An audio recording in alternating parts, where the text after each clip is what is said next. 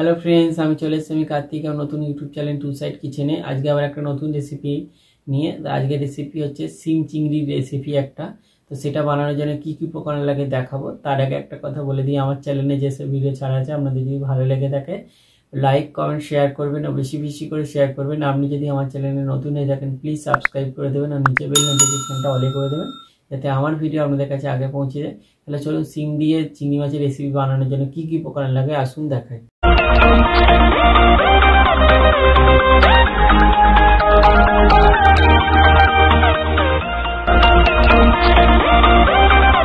সাদা সিম দিয়ে চিংড়ি মাছের রেসিপি বানানোর জন্য কী কী উপকরণ লাগে তাহলে চলুন দেখিয়ে দিই। এখানে আমি কিছুটা পরিমাণ মতো সাদা সিম নিয়ে নিয়েছি, এগুলো গাছের সিম। এখানে 200 চিংড়ি মাছ নিয়ে নিয়েছি। এখানে নিয়েছি আমি ধনে গুঁড়ো, জিরে গুঁড়ো, লঙ্কার গুঁড়ো, হলুদ গুঁড়ো, 2টো কাঁচা লঙ্কা চিড়ে নিয়েছি। এখানে পরিমাণ মতো নুন নিয়েছি, সর্ষের তেল নিয়েছি, আর এখানে কাজু বাদাম আর পোস্তকে একসাথে বেটে নিয়েছি।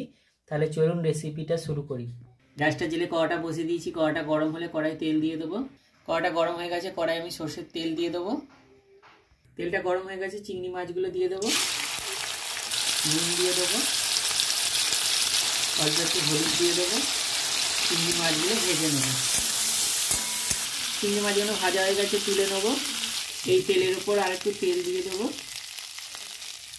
2টো কাঁচা লঙ্কা, সিমগুলো দেবো,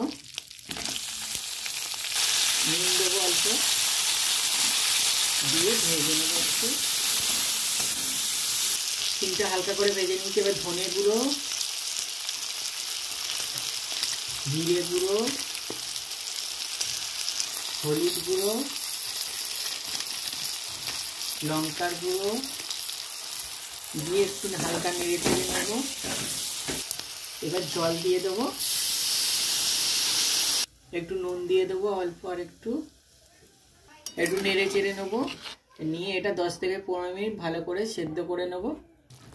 সিমগুলো অনেকটা সেদ্ধ হয়ে গেছে। এবার আমি ভেজে রাখা চিংড়ি মাছগুলো দিয়ে দেবো। চিংড়ি মাছগুলো দিয়ে দিয়েছি, একটু নেড়ে চেড়ে নেবো। চিংড়ি মাছগুলো দিয়ে দিয়েছি। এবার কাজু বাদাম বাটাটা আর পোস্ত বাটাটা দিয়ে দেবো। কাজু বাদাম বাটাটা পোস্ত বাটাটা দিয়ে দিয়েছি। এবার এটা নেড়ে চেড়ে একটু হালকা ফুটিয়ে নামিয়ে নেব। সিম দিয়ে চিংড়ি মাছের রেসিপিটা এটা হয়ে গেছে, এটা নামিয়ে নেব। সিম দিয়ে চিংড়ি মাছের রেসিপিটা আমার রেডি হয়ে গেছে। এই রেসিপিটা যদি আপনাদের ভালো লেগে থাকে অবশ্যই লাইক কমেন্ট শেয়ার করবেন ও বেশি বেশি করে শেয়ার করবেন ও প্লিজ সাবস্ক্রাইব করে দেবেন, আমাদের পাশে থাকবেন। চলুন তাহলে দেখা হচ্ছে নেক্সট ভিডিওতে।